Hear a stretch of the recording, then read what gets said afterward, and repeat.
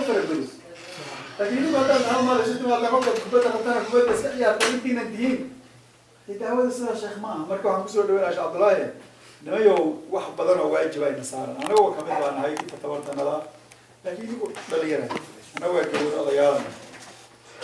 in badan aad qotiba ku soo ka xakufaynayo anaga tabar way naga dhamaatay hadda sidiina kala jaanis leeyahay anagu yaryar intaan meel tagno wax barano wax badan ma shay qaban lahayn laakiin anagu cimri qotiba waliga nahay waxa laga soo dasana 40 sano aan qotiba ana waxa laga degmada ku dhashay 4 years maana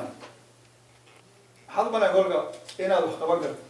inta soo qotaan mar inta soo qorshay raadinayna wax ku kaalmay male wax waliba diin sheegto ku kaalmay male ka dhaca deg waxay noo kalaftay inaan jaamacada aadno inaan inta orodno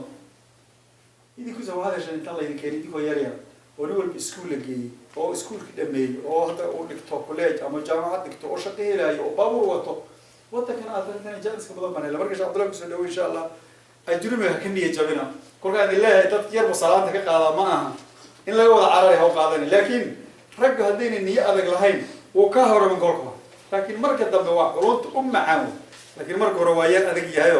kolko ninku zayd iyo xawr isdiri mooy wax kale waay oo booro warbeesh wax lagu baran maayo iskaga cararay marka saama maalma kala waayay ma doona diilayna